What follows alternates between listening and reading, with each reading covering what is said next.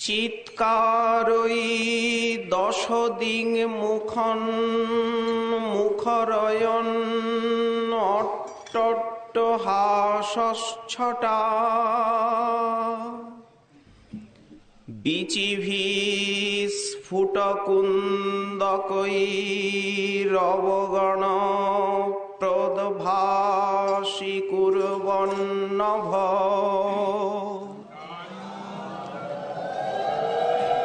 সর্বাঙ্গং পবনোচ্চলোচ্চলদল প্রায় প্রকম্পং দধ মত্ত প্রেম রসন্মদাপ্লুত গতি গৌর হরি শোভতে।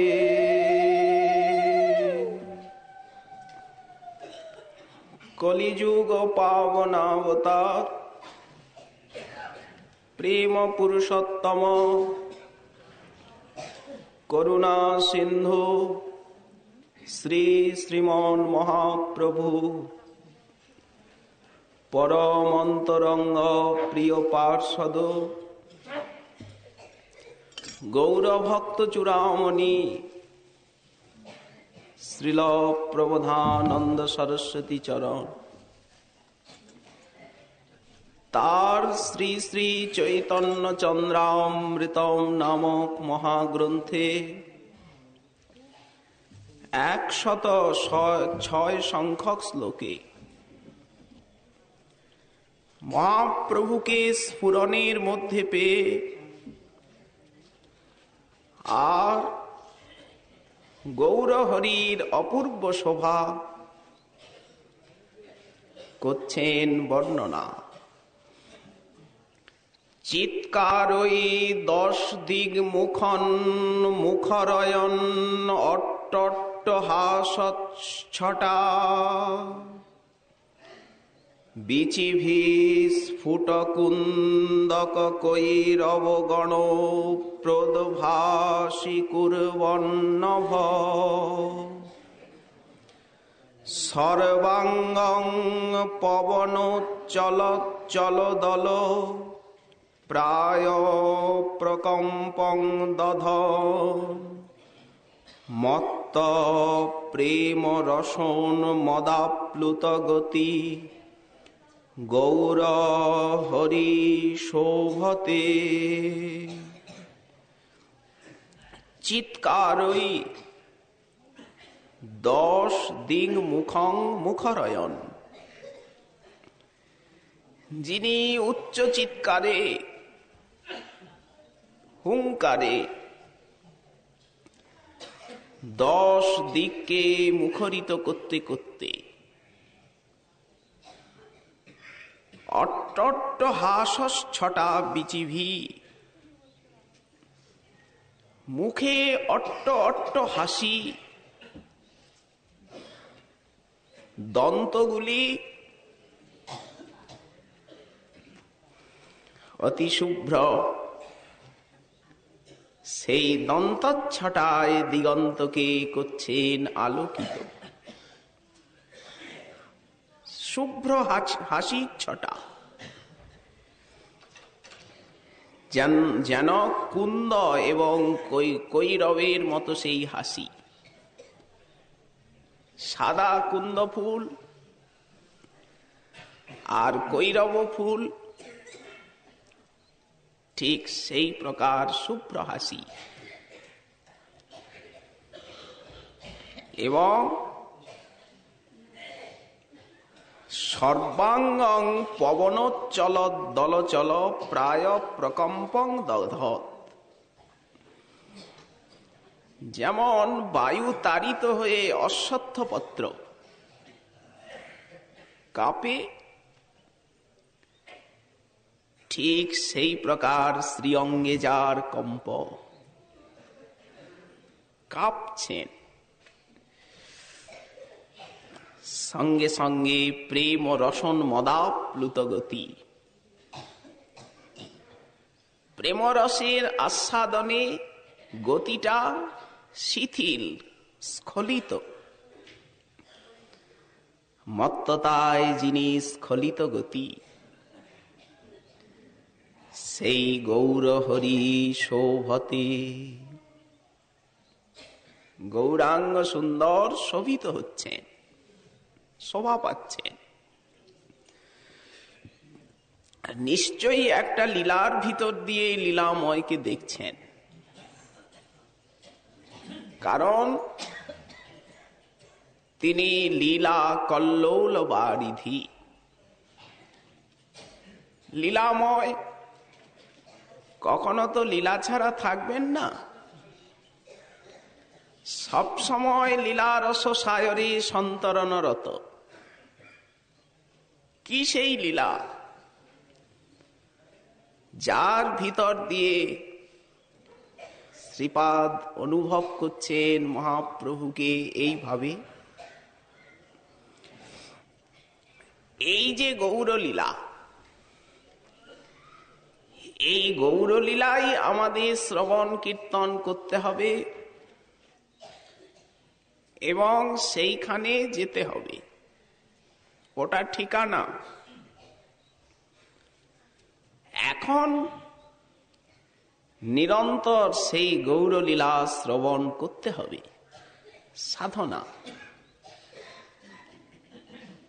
গৌরাঙ্গের মধুর লীলা যার কর্ণে প্রবেশিলা, হৃদয় নির্মল ভেল তার। চিত্তকে গৌরলীলা এত দ্রুত শুদ্ধ করে, এত আস্বাদন দ্রুত হয়, এটি এই লীলার অতি মহতি শক্তি।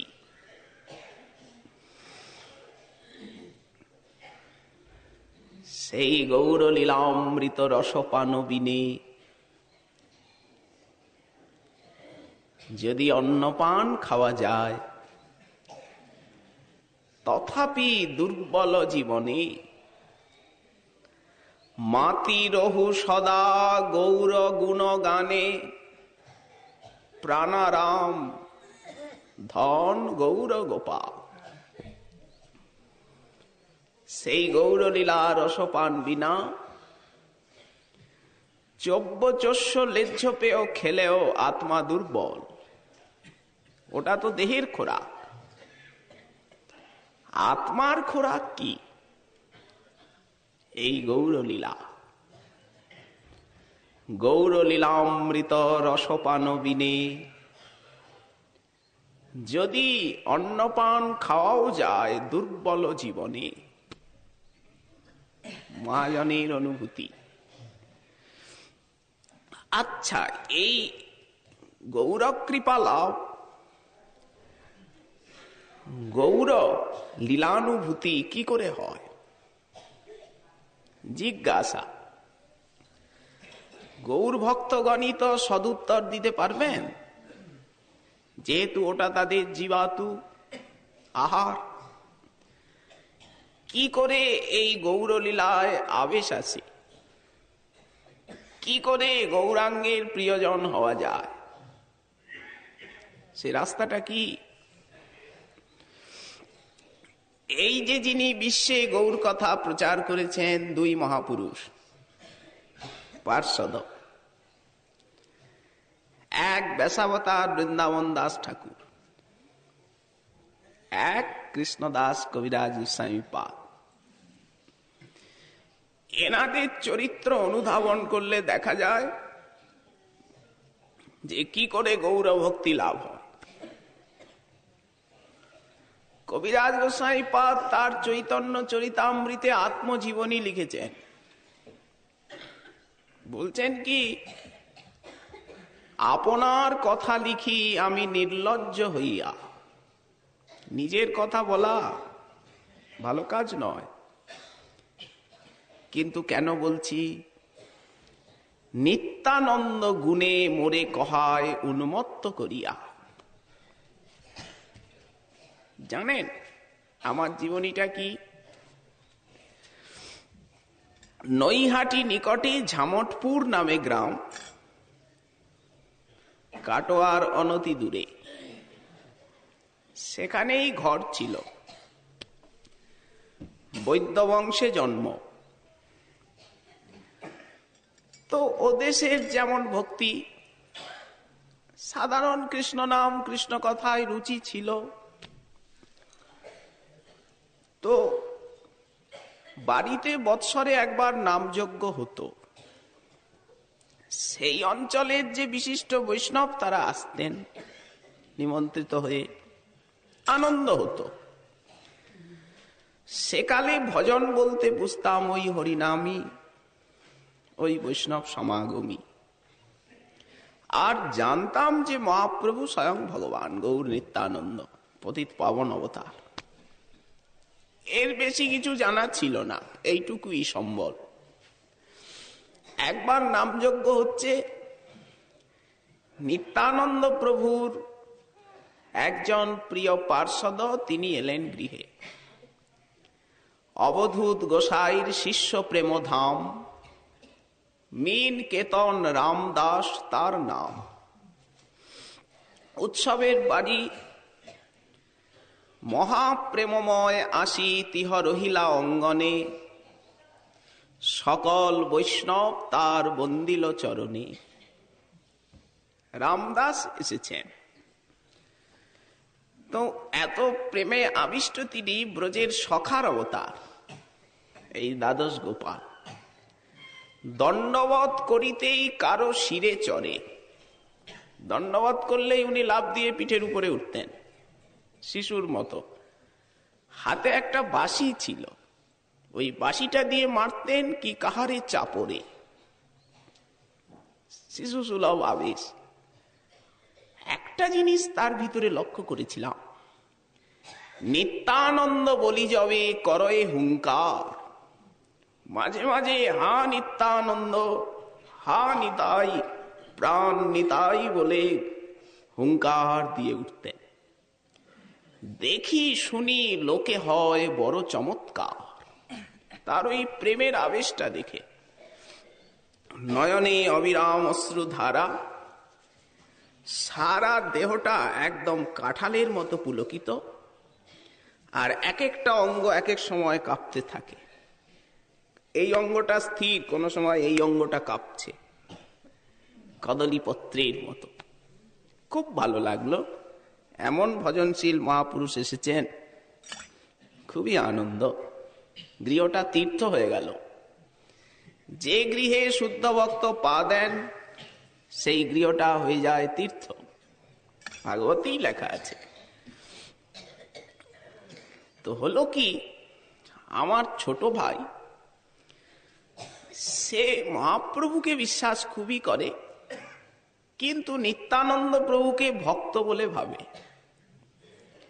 তো রামদাস নিত্যানন্দ পার্ষদ, তো ইষ্ট গোষ্ঠী হচ্ছে। তো ভাই বলল নিত্যানন্দ প্রভু ভগবান কিসের, উনি তো ভক্ত, মহাপ্রভুর বড় ভক্ত। ইহা জানি রামদাস দুঃখী হইলা মনে,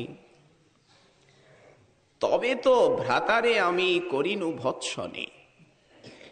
ভাই তক্ক করছো কেন, এখনো ওটা ছাড়তে পারলে না? দুই ভাই এক তনু, সমান প্রকাশ। নিত্যানন্দ নামানো তোমার হবে সর্বনাশ। তুমি মহাপ্রভুকে ভগবান বলছো আর নিতাই চাঁদকে ভক্ত। একটা বলি আমি, কাউকে মেনো না, মানবে না তো কাউকেই মেনো না। অথবা দুয়ে না মানিয়া হও তো পাষণ্ড, একে মানো আরে না মানো, এই মতো ভণ্ড। ভণ্ডামি করো না, পাষণ্ড হওয়া ভালো। কিন্তু ভাই শুনল না। একটা বিদ্যার অভিমান সবারই আছে, আমি কি কম বুঝি নাকি? তুমিই বোঝো।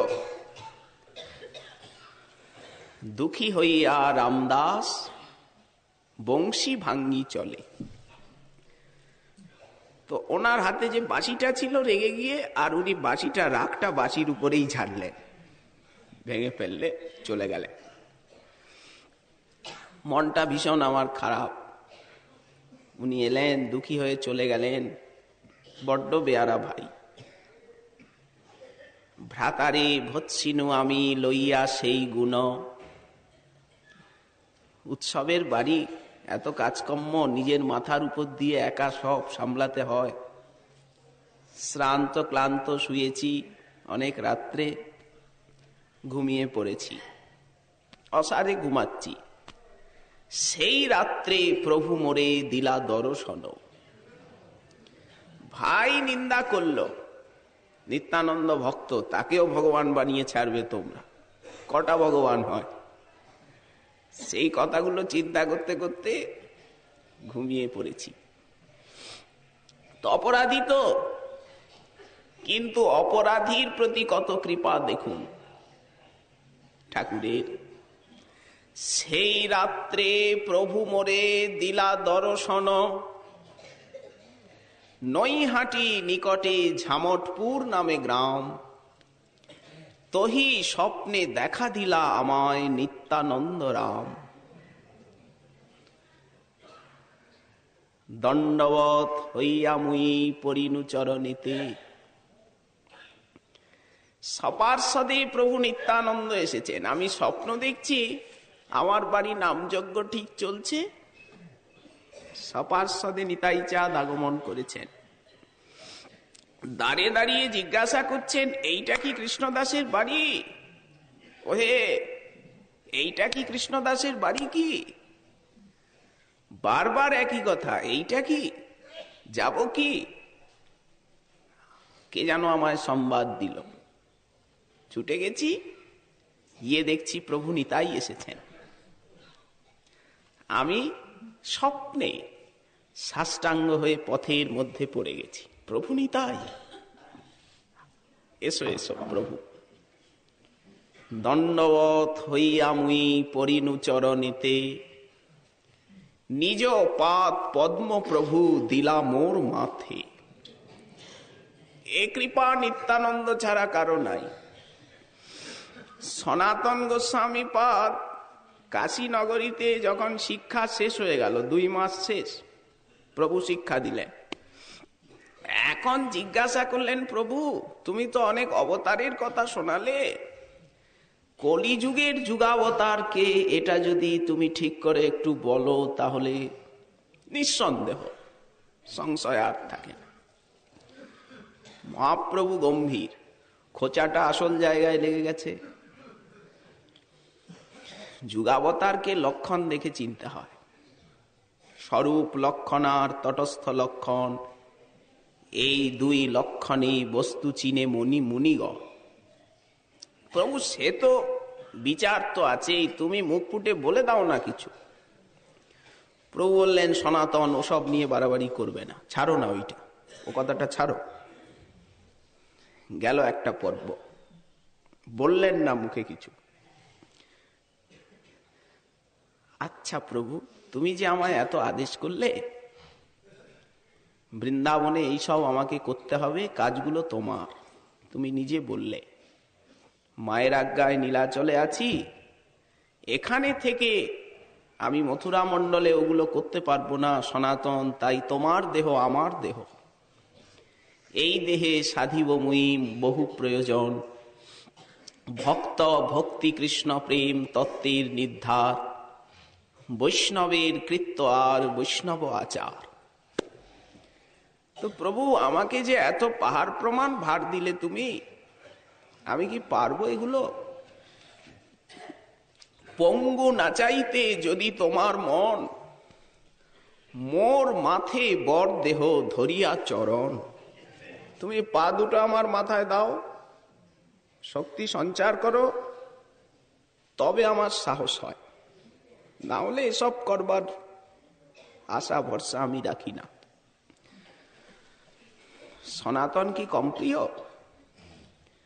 কিন্তু মহাপ্রভু এত দৈন্যের মূর্তি, পা দেবেন সনাতনের মতো বৈষ্ণবের মাথায়? হয়েছে।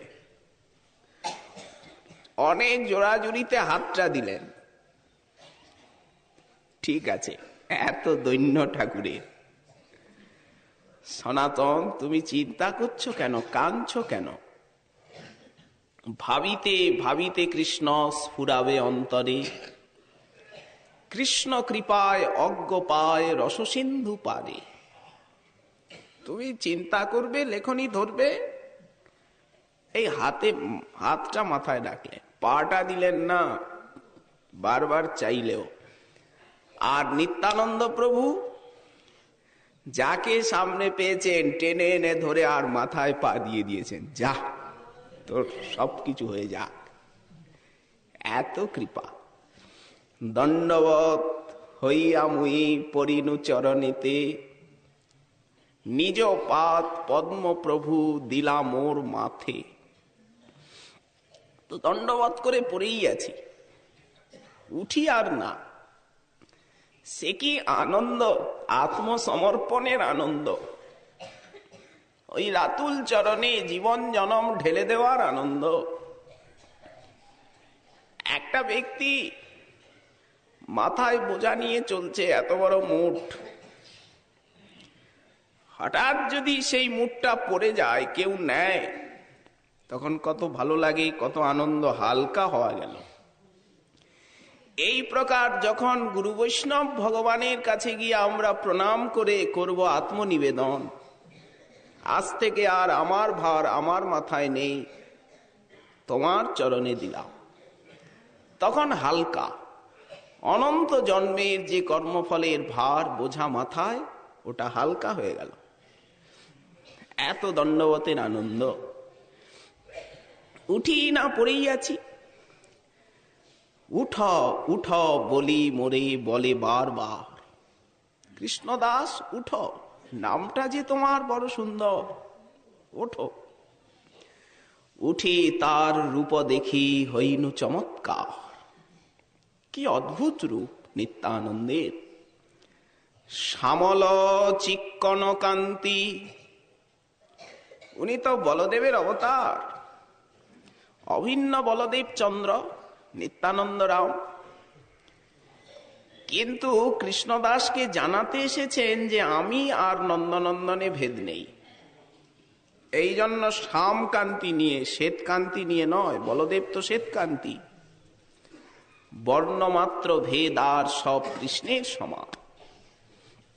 তাই শ্যামল চিক্কণ কান্তি প্রকাণ্ড শরীর, সাক্ষাৎ কন্দর্প কোটি, মহামল্লধীর।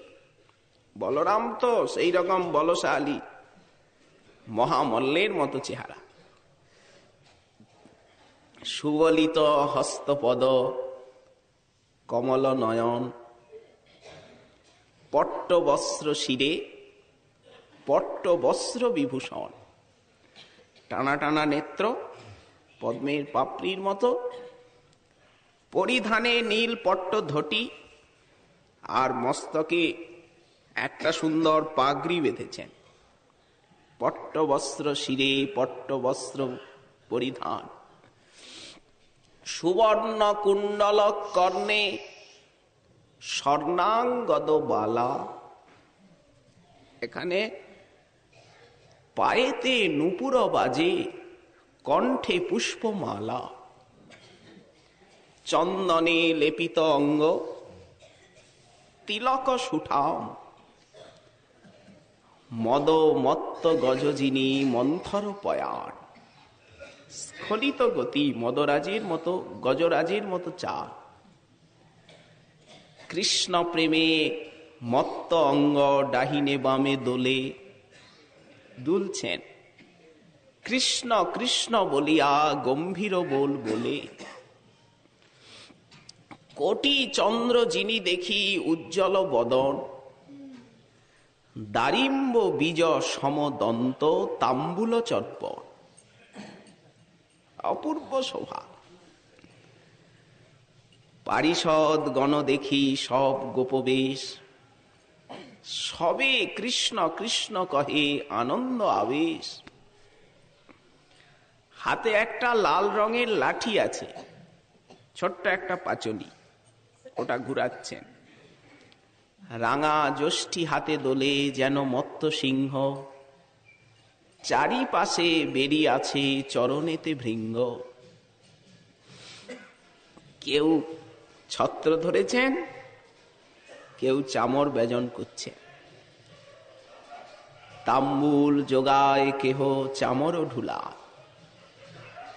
নিত্যানন্দ স্বরূপের দেখিয়া বৈভব, কিবা গুণ কিবা রূপ অলৌকিক সব।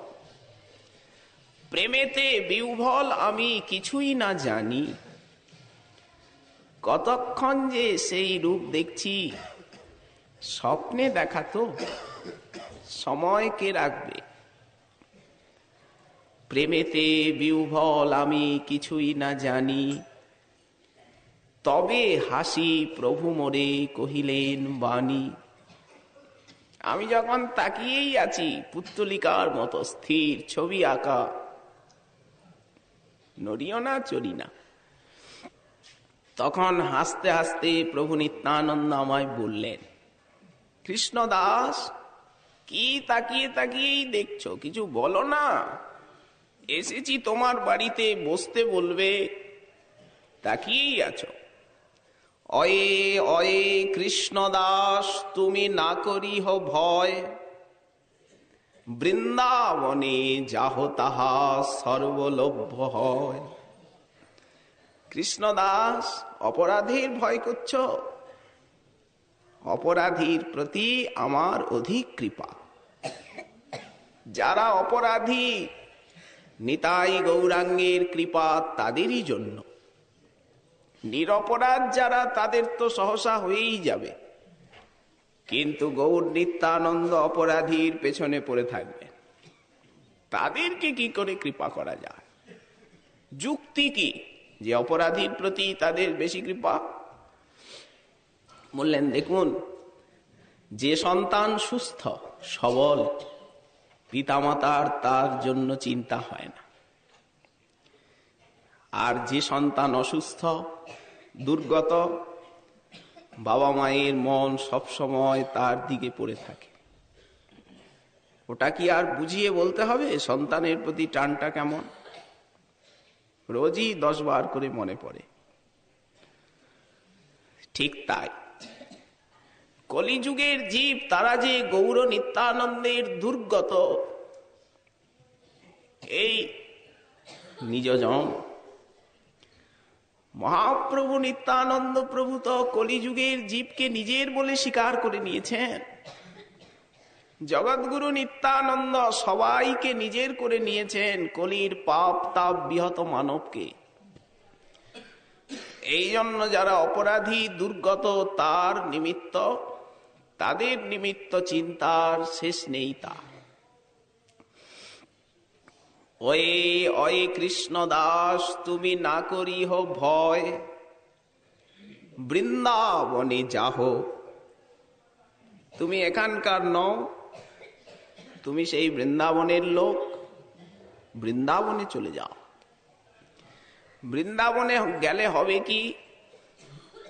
গৌরাঙ্গের কৃপা কেমন ভাবে জীবকে আত্মসাৎ করে তারই দৃষ্টান্ত।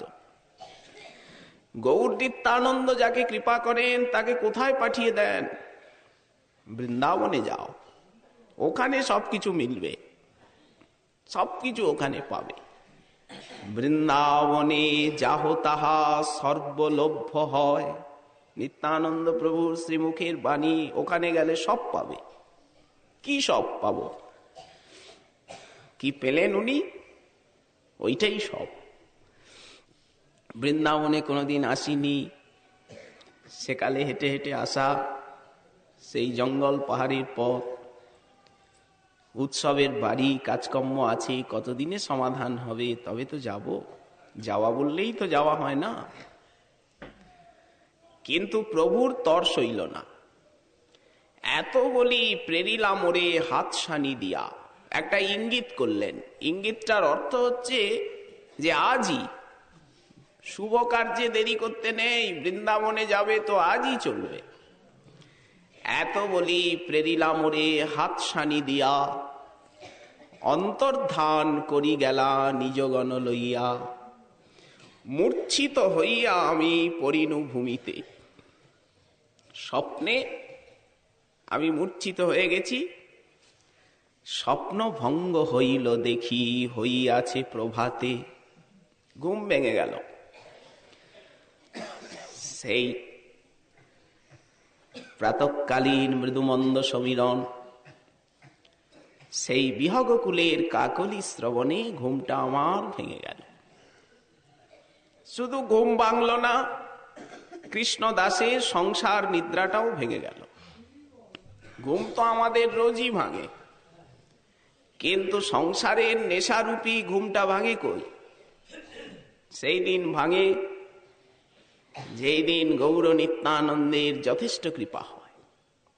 তাহলে তো আমরা সবাই পাগল হয়ে ব্রজের পাড়ে ছুটে আসতে পারতাম, কিন্তু পারি কই? ওই ঘুম ভাঙে না।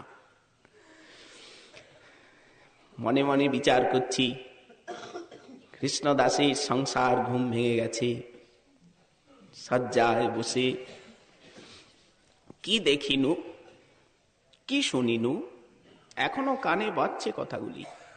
পিক বিনিন্দিত কণ্ঠ, করিনু বিচার, প্রভু আজ্ঞা হইল মোহে বৃন্দাবনে যাইবার।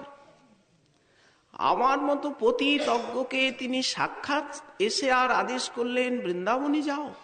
আমি কি বৃন্দাবনে যাওয়ার যোগ্য? কিন্তু আজ্ঞা গুরুনাং ঝবিচারণীয়া। শাস্ত্র বলছেন আজ্ঞার উপরে বিচার চলে না। উনি কেন বললেন, এটা করলে কি হবে, না করলে কি হবে? যারা যোগ্য অধিকারী, আজ্ঞা তো আজ্ঞাই, বিচার আবার কিসের? প্রভু আজ্ঞা হইল মোহে বৃন্দাবনে যাইবা। থাক পড়ে সংসার ঘর, তৎকালে বৃন্দাবনে আমি করিনু গমন। আর তাকালাম না। প্রভুর কৃপায় সুখে আমি আইনু বৃন্দাবন। পথে কোনো বিঘ্ন হয়নি, ঠিক এসে পৌঁছেছি। বলতে বলতে নিজের কথা আর কত বলা যায়, যেন নিত্যানন্দ সামনে দাঁড়িয়ে আছে। একবার দেখলে তো আর ভোলা যায় না। একবার যদি আপনি তাকে দেখে ফেলেন, শয়নে স্বপনে জাগরণে, তো আপনি জীবনে আর তাকে ভুলতে পারবেন না। দিবারাতি ওই ছবি চোখে ভাসবে। দণ্ডে দণ্ডে তিলে তিলে গোরারূপ না হেরিলে, আমি মরমে মরিয়া সদাই থাকি। সাধ হয় নিরন্তর সেই হেমকান্তি কলেবর, হিয়ার মাঝারে সদাই রাখি। ওটা দেখলে মনে হবে এই কথা। এই জন্য দেখছেন সামনে যেন নিত্যানন্দ প্রভু এসে দাঁড়িয়েছেন, হাসছেন। জয় জয় জয় জয় নিত্যানন্দ রাম, যাহার কৃপাতে পাইনু আমি বৃন্দাবন ধাম। এই নিত্যানন্দ প্রভুর কৃপার প্রভাব। আপনি নিতাই চাঁদকে ভালোবাসেন কি? যদি বাসেন, যদি তার কৃপা পেয়েছেন কি? যদি পান, আপনি বৃন্দাবনের পাগল হতে বাধ্য। ওই যে উনি বলছেন, জয় জয় নিত্যানন্দ নিত্যানন্দ রাম, যাহার কৃপাতে পাইনু আমি বৃন্দাবন ধাম। এই যে দেবের অগোচর স্থান, বৃন্দাবন রম্য স্থান, দিব্য চিন্তামণি ধাম, রতন মন্দির মনোহর। ইনিও এক নিত্যানন্দ প্রেমের পাগল, ঠাকুর নরোত্তম। নিত্যানন্দ প্রেমেই তার জন্ম, কিন্তু মন প্রাণ পড়ে রয়েছে বৃন্দাবনে। তা না হলে কেন বলছেন কবে হব বৃন্দাবনবাসী? এই গৌরীয় বৈষ্ণবগণের ভজন ধারা। শেষে কি বললেন? জয় জয় নিত্যানন্দ নিত্যানন্দ দয়াময়। কি পেলাম? যাহার কৃপাতে পাইনু আমি রূপ সনাতনাশ্রয়। ধামে আসা বড় কথা নয়, বড় কথা ধামে এসে মহৎ সঙ্গ করা, মহদাশ্রিত হওয়া। আমি বৃন্দাবনে এলাম, রূপ সনাতনের আশ্রয় পেয়ে গেলাম। যাহার কৃপাতে পাইনু রঘুনাথ দাস মহাশয়, নিতাই চাঁদ এনে আমায় রূপ সনাতনের চরণে ফেলে দিলেন, রঘুনাথ দাসের চরণে ফেলে দিলেন। ফেলে দেওয়া নয়, রঘুনাথ দাস গোস্বামী পাদ আমায় নিজের অঙ্গ সেবক বানিয়ে নিলেন। তখন রাধাকুণ্ডে উনি একা, চারিদিকে জঙ্গল, দিবানিশি কাঁদেন, বার্ধক্য এসেছে। এখন বলছেন বার্ধক্য দাবানল। এতদিন কোনোদিন আমি পরাপেক্ষা করিনি, আজ বার্ধক্যে আমার তনু শিথিল, বারবার বুড়ো বয়সে রাগ হয়, ক্রোধ আসে নিজের প্রতি। এখন আমি অসহায়। হে স্বামিনী, তোমার কুণ্ড তীরে পড়ে আছি, তুমি যদি আমায় দয়া না করো তাহলে আমার আর কোনো উপায় নেই। বিরহে কথা বলছেন। এই রাধাকুণ্ড কি ব্যাঘ্রতুণ্ড? এই গিরিরাজ কি অজগর সাপ? এই বৃন্দাবন কি মহা অরণ্য? আমি যে আর নিজেকে স্থির রাখতে পাচ্ছি না। জীবাতু রহিত সমে আমি কার মুখের দিকে তাকিয়ে কিভাবে বেঁচে থাকবো? বাঁচতে চাই না কোনো কাল। রঘুনাথ এই ফুৎকার দিয়ে কাঁদছে। সেই সময় তার একজন অঙ্গ সেবকের প্রয়োজন। খানদান কিছু না ঠিকই, তথাপি সান্ত্বনা দেবে, রক্ষা করবে। ঠিক সেই সময় নিতাই চাঁদ প্রেরণা দিয়ে রঘুনাথের কাছে পাঠান কৃষ্ণদাসকে। যাহার কৃপাতে পাইনু আমি রঘুনাথ দাস মহাশয়। ইনি 16 বৎসর মহাপ্রভুর চরণে ছিলেন, সমস্ত নীলাচল লীলার সাক্ষী। সেই যাহার কৃপাতে পাইনু আমি স্বরূপ আশয়। ব্যাসাবতার চৈতন্য ভাগবত লিখেছেন, কিন্তু আপনারা পড়ে দেখবেন চৈতন্য ভাগবতের ভাব ভাষা কিছু অভিনব। সিদ্ধান্ত, বর্ণন ভঙ্গি, বক্তব্য বিষয় সবকিছু অভিনব। প্রস্তাবনা, উপক্রম, উপসংহার। কেন বললেন? এর উপাদানগুলি অন্য প্রকার। সেটা কার ভাণ্ডারে ছিল? স্বরূপ দামোদরের হৃদয়ে ছিল। সেইটি ছিল রঘুনাথ দাস গোস্বামী পাদের হৃদয়ে। স্বরূপের হৃদয়ের থেকে এনার হৃদয়ে। প্রসন্ন হয়ে রঘুনাথ তার হৃদয়ের ধন আমার হৃদয়ে দিলেন। একে বলে গুরু শিষ্য পরম্পরা। উনি গুরুদেব স্বরূপের হৃদয়টা পেলেন, এইবার রঘুনাথ নিজের হৃদয়টাকে রেখে দিলেন কৃষ্ণদাসের হৃদয়ে। এই হৃদয়ের পরম্পরা, সেইটাই উপাদান। জয় জয় নিত্যানন্দ, নিত্যানন্দ চরণার বৃন্দ। যাহার কৃপাতে পাইনু আমি শ্রীরাধা গোবিন্দ। কতদূর তুলে দিলেন দেখুন। আচ্ছা, আপনি শ্রীরূপ সনাতনের কাছে কি পেলেন? সনাতনের কৃপায় পাইনু ভক্তির সিদ্ধান্ত। এমন ভক্তির সিদ্ধান্ত বিশ্বে কেউ জানেন না, কারো লেখনীতে নাই। সনাতন গোস্বামী পাদের লেখনীর মূলে যে ভক্তির সিদ্ধান্ত বেরিয়েছে, ইনি হচ্ছেন সিদ্ধান্তাচার্য, সম্প্রদায়ের আদি আচার্য। সনাতনের কৃপায় পাইনু ভক্তির সিদ্ধান্ত। শ্রীরূপের কৃপায় পাইনু ভক্তি রসপ্রান্ত। শ্রীরূপ শিক্ষা দিলেন রসশাস্ত্র। আমাদের ভজন তো শ্রীরূপেরই আনুগত্যে। এই জন্য গৌড়ীয় বৈষ্ণবগণকে বলা হয় রূপানুগ বৈষ্ণব, শ্রীরূপের ভাবধারা। অনেক গৌর পার্ষদ ছিলেন বঙ্গদেশে, তারা আপন আপন ভাবে গৌর নিত্যানন্দকে আস্বাদন করেছেন, প্রচার করেছেন। কিন্তু সম্প্রদায়ের আচার্য মহাপ্রভু নিজে হাতে কাউকে করেননি। নাম প্রেম প্রচারের ভাট্টা দিয়েছেন, যথেচ্ছ কৃপা করো। কিন্তু আচার্য কারা? এই ছয় গোসাই শিক্ষা গুরু যে আমার। তো ইদানিং কালে যারা যারা ভজন করতে চাইবেন, সরগোস্বামী পাদগণের আদর্শ এবং আনুগত্য তাদেরকে নিতেই হবে। তা না হলে ভাব সিদ্ধি হবে না, আনুগত্য সিদ্ধি হবে না। এখন তার ভিতরে শ্রীরূপ গোস্বামী পাদ মুখ্য, তারই আনুগত্যে আমাদের ভজন। স্বরূপ সনাতন রূপ রঘুনাথ ভট্টযুগ ভূগর্ভ শ্রীজীব লোকনাথ, এ সবার পাদপদ্ম আমি নাসে বিনুতিল আধো, কিসে মোর পরিবেক সাপ।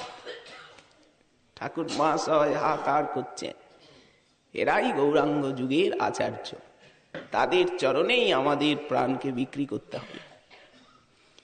শেষে রাধা গোবিন্দ পেয়ে গেলাম, ভক্তি সিদ্ধান্ত পেলাম, রস সিদ্ধান্ত পেলাম, লীলা পেলাম।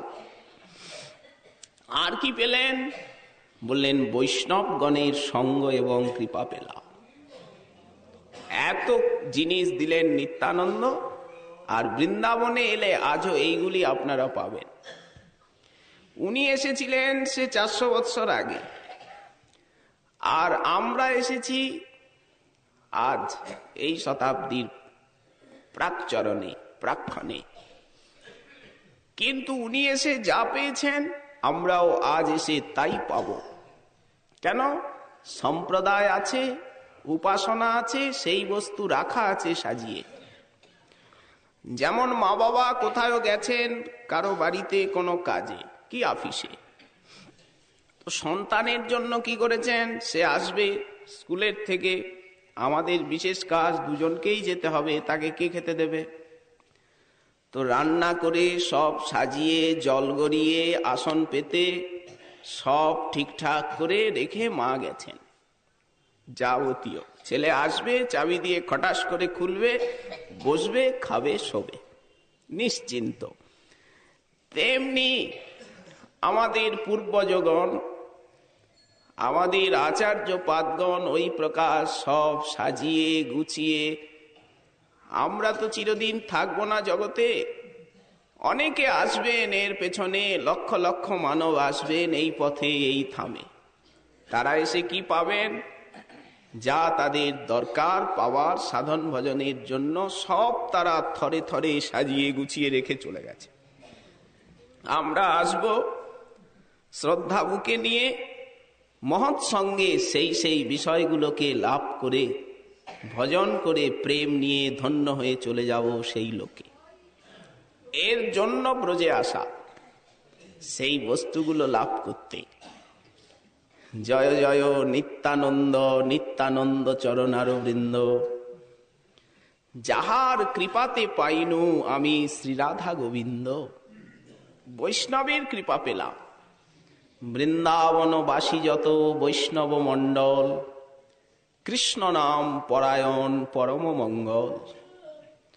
চৈতন্য নিত্যানন্দ যাদের প্রাণধন, রাধা কৃষ্ণ ভজন বিনু যারা নাহি জানে অন্য। ভাষাগুলো দেখুন, চরিতামৃতের ভাষা। তারা গৌর নিত্যানন্দ ছাড়া কিছু জানেন না। এমন গৌর নিত্যানন্দের ভক্ত বিশ্বে কেউ নাই। এই ব্রজবাসী বৈষ্ণবগণের চিত্তে যে গৌর নিত্যানন্দের ভক্তি রয়েছে অগাধ। গৌরাঙ্গ লীলার এমন ডুবুরি কে হতে পেরেছেন? রূপ রঘুনাথের মতো এমন গৌরাঙ্গ লীলা সায়রে কেউ ডুব দিয়েছেন? আমাদের গোবর্ধনের সিদ্ধ কৃষ্ণ দাস বাবাজি মহারাজ, রাধারানী স্বয়ং আদেশ করলেন। আগে গৌরলীলার অত প্রচার ছিল না। যেমন রাধা কৃষ্ণের অপূর্ব অষ্টকালীন লীলা রয়েছে বিভিন্ন সাহিত্যে, গোবিন্দ লীলামৃত আদি, কিন্তু গৌরলীলার ব্যাপক প্রচার ছিল না। রাধারানী স্বয়ং আদেশ করলেন তাকে, তখন তিনি লিখলেন, অপূর্ব প্রচার করলেন গৌরলীলা। সে কি অগাধ! গৌরলীলা কাকে বলে? যারা গৌর গোবিন্দ লীলামৃত গুটিকা অনুশীলন করেছেন তারা দেখবেন ব্রজবাসী বৈষ্ণবগণের হৃদয়ে কি জাতীয় অগাধ গৌরলীলা রয়েছে, যা জগতের মানুষ জানেনি না বলতে গেলে। সেই জন্য উনি বলছেন বৈষ্ণবের কৃপা। বৃন্দাবনবাসী যত বৈষ্ণব মণ্ডল, হরিনাম পরায়ণ পরম মঙ্গল, চৈতন্য নিত্যানন্দ যাদের প্রাণধন, রাধা কৃষ্ণ ভজন বিনা তারা নাহি জানে অন্য। সবসময় গৌরলীলা কৃষ্ণলীলার ডুবুরি তারা। একবার গৌরলীলায় ডুব দিচ্ছেন, একবার কৃষ্ণলীলায় ডুব দিচ্ছেন। আরেকটা বৃন্দাবনবাসী বৈষ্ণবগণের ভাবধারা অতি আশ্চর্য। তাদের দুই লীলায় আবেশ, দুই লীলাকে সমান দৃষ্টিতে দেখেন, দুই লীলায় ডুব দেন। এক্ষুনি গৌরলীলায় ডুব দিচ্ছেন, এক্ষুনি রাধারানীর চরণে চলে গেছেন। যখন রাধারানীর কথা বলবেন তখন মনে হবে ইনি রাধারানীকে ছাড়া কিচ্ছু জানেন না। এই প্রবোধানন্দ সরস্বতী পাদই তো রাধারস সুধানিধি লিখেছেন। তখন মনে হবে উনি যেন রাধারানীকে ছাড়া কিছুই জানেন না। শ্রীরাধিকে তব কদা ভবিতাস্মি দাসী, স্যাৎ কিঙ্করী ভবিতুমেব মমাভিলাষ। তোমার কিঙ্করী হব এই আমার অভিলাষ। আমি বৃন্দাবনের সেই কুঞ্জাঙ্গনে অতিথি হয়ে পড়ে আছি স্বামিনী। আমি তোমার এই ধামের কুঞ্জবিথিতে অতিথি, তোমরা কি অতিথিকে প্রত্যাখ্যান করবে? এমন সব ভাষা। আবার তিনি যখন এই চৈতন্য চন্দ্রামৃত লিখছেন তখন মনে হচ্ছে যেন তিনি গৌরাঙ্গকে ছাড়া শয়নে স্বপনে আর কিছুই জানেন না। সাধারণ মানুষ ভ্রান্তিতে পড়বে। কি করে একই সাধক তিনি একবার বলছেন গৌরাঙ্গকে ছাড়া কিছু জানি না, আবার পরক্ষণেই বলছেন রাধারানীকে ছাড়া কিছু জানি না। ক্ষণে বলছেন গৌরাঙ্গের দাসত্বে লালসা, ক্ষণে বলছেন শ্রীরাধিকে তব কদা ভবিতাস্মি দাসী। এটা কি করে সম্ভব?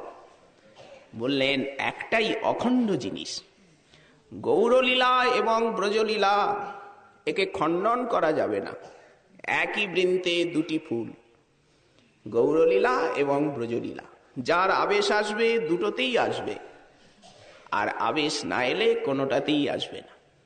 এইটাই হচ্ছে রহস্য। এথা গৌরচন্দ্র পাব সেথা রাধা কৃষ্ণ। যখনই আপনি হা গৌর নিত্যানন্দ বলে ডাকবেন, সঙ্গে সঙ্গে রাধারানী এসে আপনার হৃদয়ে দাঁড়াবে। কারণ এইটি গৌর নিত্যানন্দের কৃপার সম্পত্তি। সেই সব বৈষ্ণবের পদরেণু পদছায়া, কৃপা করি দিলামোরে নিত্যানন্দ দয়া।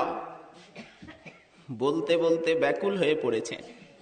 জগাই মাধাই হইতে মুই সে পাপিষ্ঠ, নরকের কীট হইতে মুই সে লঘিষ্ঠ। মোর নাম লয় যেই তার পুণ্যক্ষয়, মোর নাম শুনে যেই তার পাপ হয়। বিশ্ব পাবন পাদরেণু হয়ে এই কথা বলছেন। এমন নিঘৃণ্য মোরে কেবা দয়া করে, একলা নিত্যানন্দ বিনু জগত ভিতরে। আমার মতো এমন পতিত নারকীকে কে উদ্ধার করতে পারেন নিত্যানন্দ ছাড়া? তো কেন এত কৃপা করলেন? প্রেমে মত্ত নিত্যানন্দ কৃপা অবতার, উত্তম অধম কিছু না করে বিচার। গঙ্গা বয়ে চলেছে, ও সামনে যা পাবে ভাসাবে, যাই পাক ভাসিয়ে নিয়ে সমুদ্রে চলে যাবে। তেমনি নিত্যানন্দ কৃপা মন্দাকিনী ধারা, পাত্রাপাত্র বিচার করে না। প্রেমে মত্ত নিত্যানন্দ কৃপা অবতার, উত্তম অধম কিছু না করে বিচার। সন্মুখে যে পরয়ে তারে করয়ে নিস্তার, অতএব উদ্ধারিলা আমা হেন দুরাচার। এই কৃপার রহস্য শ্রীমৎ সরস্বতী চরণ এই শ্লোকে অপূর্ব একটি নবদ্বীপ লীলা স্ফুরণ পেয়েছেন। সেইটি হচ্ছে মহাপ্রভু গয়ার থেকে এসেছেন, ঈশ্বর পুরীপাদের সঙ্গে সান্নিধ্য সঙ্গ এবং মন্ত্র গ্রহণ করেছেন। অদ্ভুত প্রেমাবেশ, সম্পূর্ণ পরিবর্তন। নদিয়াবাসী চিনতে পাচ্ছেন না এই কি সেই বিলাসিনী মাই পণ্ডিত? এই কি সেই উদ্ধত নিমাই পণ্ডিত? এ যে অন্য রূপ দেখছি। তখন কৃষ্ণ নামে, কৃষ্ণ কথায় যে প্রভুর আবেশ, যে দৈন্য, যে বিনয়, যে হাহাকার, সেই ছবিটি শ্রীপাদের ওই হৃদয় পটে ভেসে উঠেছে। এই শ্লোকে তারই রসোদ্গার। শ্রী শ্রীমন মহাপ্রভুর কৃপা হলে আগামীকাল আবার এই বিষয়ে আস্বাদনের আকাঙ্ক্ষা রইল। আজকে আমাদের শ্রী শ্রী চৈতন্য চন্দ্রামৃতম কথার এইখানেই